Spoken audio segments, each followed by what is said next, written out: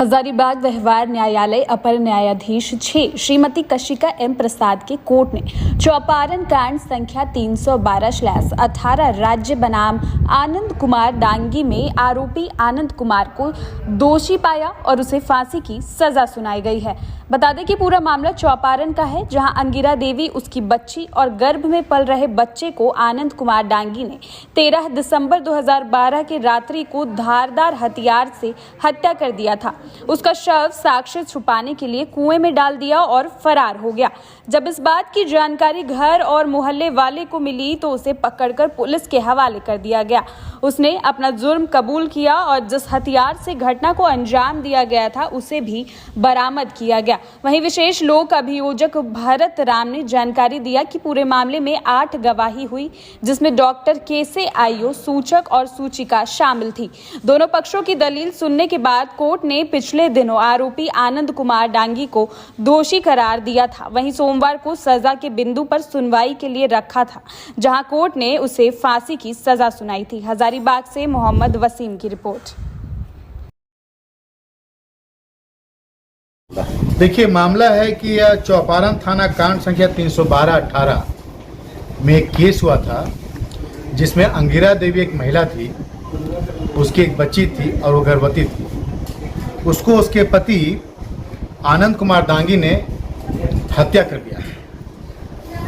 उसी पर आज फैसला आया है कोर्ट नंबर 6 के द्वारा, जिसमें आनंद कुमार डांगी को फांसी की सजा सुनाई गई है। इस केस की शुरुआत हुई थी 13/12/18 को, जब रात्रि में आनंद कुमार डांगी ने अपनी पत्नी को घर से बाहर बुला करके कुआं के पास उसकी हत्या कर दी। बेटी आई साथ में, बेटी को भी हत्या कर दिया।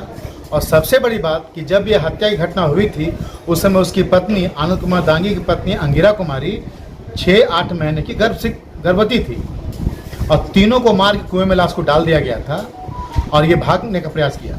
जब बाद में पता चला, इसके घर के लोग आए, खोजबीन हुआ, तब इसको पकड़ा गया और पुलिस के सामने इसने अपना दोष स्वीकार किया और जिस हथियार से इसने मारा था उसके स्वीकारोक्ति बयान पर उस हथियार को बरामद भी किया गया था। क्या था इसके पीछे कारण? आरोप हथियार था, टांगे वगैरह था। आरोप गठन होने के बाद अभियोजन पक्ष की ओर से 8 गवाहों का एग्जामिनेशन हुआ था, जिसमें डॉक्टर, आईओ, सूचक सबका गवाही हुआ और उसके बाद 5 एग्जिबिट हम लोगों ने एग्जिबिट कराया था और जिस हथियार से हत्या हुई थी उसको भी हमने प्रोड्यूस किया था न्यायालय में।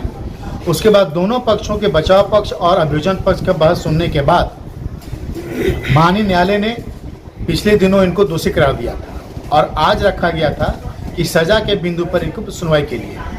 आज सजा के बिंदु पर हमने कोर्ट को कहा कि बच्चन सिंह और माछी सिंह के केस में जो ऑनरेबल सुप्रीम कोर्ट ने अपना जजमेंट दिया है 1980-1983 में, जिसमें यह बात आई थी कि कौन सा case rarest of the rare होगा जिसमें फांसी सजा दी जाएगी, तो हमने कहा कि यह केस भी उसी केस में आता है और rarest of the rare case है, क्योंकि एक पति और एक बाप के द्वारा अपनी पत्नी को, छोटे बच्चे को और गर्भ में जो पल रहा है उसकी हत्या की गई है। सो यह rarest of the rare case में आता है और हमने मांग किया कि इसमें इस व्यक्ति को फांसी सजा सुनाई जाए, दी जाए।